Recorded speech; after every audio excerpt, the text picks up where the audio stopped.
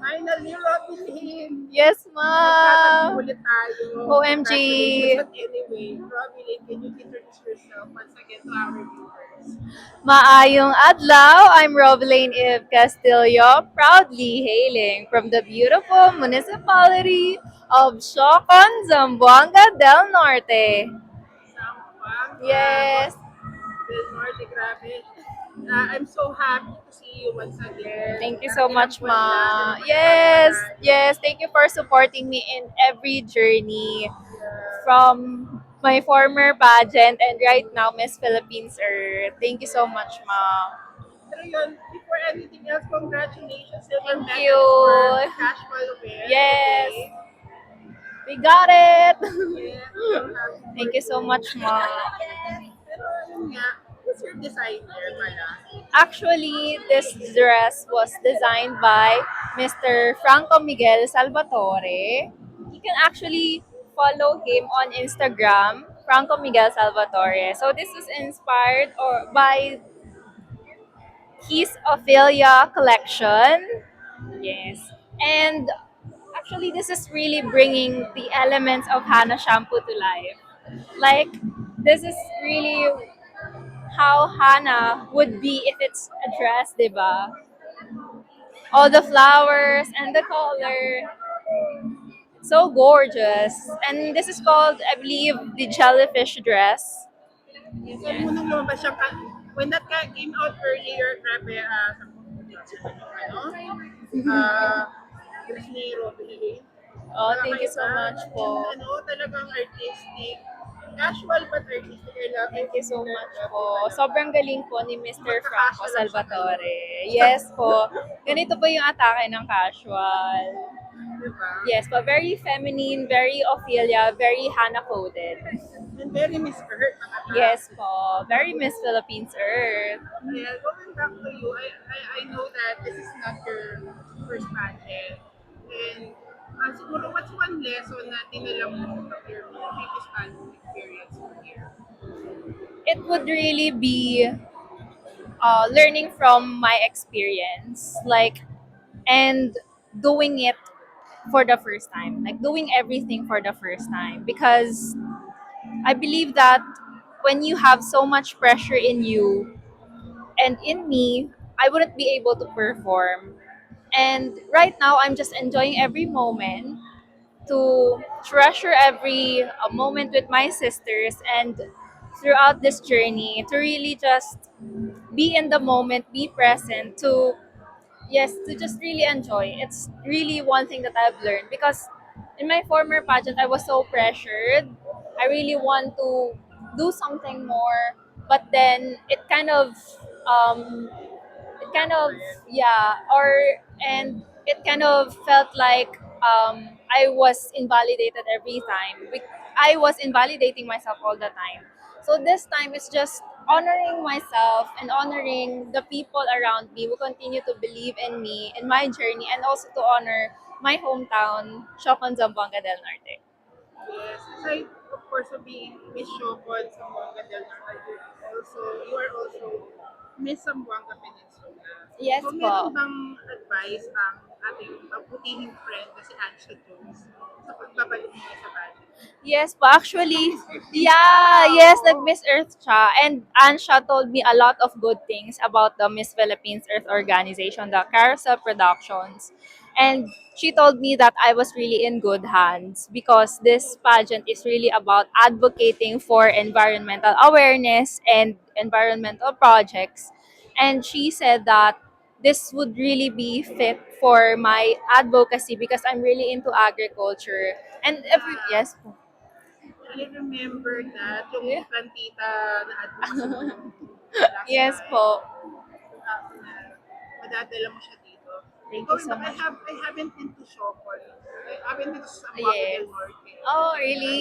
Yes ano po. meron sa Shopon? Makita ko. Actually, action is really a good place to unwind. Like, it will really give you a calming place and peace. We have this Dolongin Beach. And most of the beaches in the Philippines, you'll see an island far away or mountains far away at the end of it feels like at the end of the ocean. But in Dulongin Beach, it feels it's like limitless. You can see anything from afar. It's just water. So it feels like everything is just limitless. Enjoy life to the fullest because you are bound not bound by any limit. And we also have a lot of pristine beaches in Siocon aside from the Dulongin Beach. We have caves, lagoons, name it. Because Siocon has the best of everything. The ocean, the waters, and also the mountains, agriculture. Everything's in Siocon. And I believe that Siocon really deserves the spotlight this time because it's one of the underrated places here in the Philippines. How to get there ba? Like, dapat ba bababa, sa Zamboanga City ang online? Yes po. Pwede po through Manila to Zamboanga. Then, by land po. Usually 3 hours going there from Zamboanga City. Parang ano lang din, antipolo. Yes, From actually. Nakia. To Antipolo. Yes po. Okay lang din. Ayun, kailan ka babalik na pasabay ako? Yes, of course, ma. Let me know. Hindi, ikaw yung let me Ah, know, ako para pala. sabay Baliktad pala tayo. Para siyempre parang hindi ka mapupunta na walang dahilan. Yes, Ay, mo. mag-reach ka. Over mo ng budget to mga Okay, perfect. True, ma. As in, sobrang ganda sa Shokun. Talaga. And the people are very, very nice. And we have so many environmental projects there. The place is so clean. Like, super linis niya po talaga pag pumunta po kayo sa Shokon because the people really value the mother nature, our environment. Yes po talaga. Nakita ko rin naman, like sa Zamboanga City rin naman. Kaya sabi ko, so it's been like how many years na ba? Oh my God, 7 years. Ano huli ako napunta ng Zamboanga City? Oh my God, yes po. Kamis.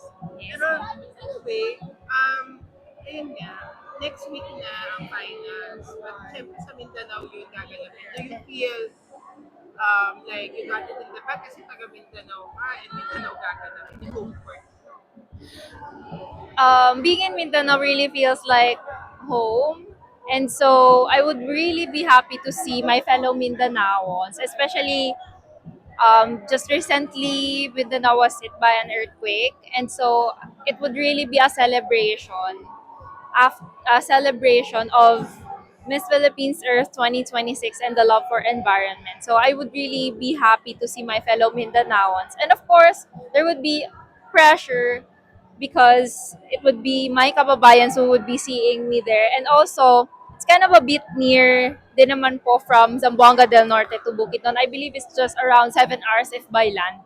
So, kaya po siyang i-travel. So, my fellow Shaconians will be there and they would see me perform. So much pressure in there, but then I would use that as power to really perform and do my best to show to the earth that I have an advocacy that would really change lives of many people, especially the children. And lastly, as always, what's your message to your fellow Zamboangans? And Or yeah, Shaconians. Yes Zamboangans po. na proud sa'yo, lalo ngayon, nanalo ka ng Yes. award. Yes po. Daghang salamat sa mga Shoconians for supporting me in Miss Philippines Earth 2026. And I would really want to take this opportunity to thank our mayor, Mayor Cesar Soriano, and our budget officer, Engineer Tan, for always supporting me all throughout the competition. Kahit po makulit to. Yes po, thank you so much po. And for the Shoconians who continue to believe in me, this journey is ours and I will be performing my best. I will really do my best for the upcoming coronation night to really represent my roots and my heritage. Daghang salamat! Thank you so much, Jovelyn. Thank you Once again, po. from Siocon, Zamboanga del Norte, Thank you Zamboanga po. Peninsula. And congratulations and once again, good luck on your Miss Philippines Earth 2026 journey. Salamat po.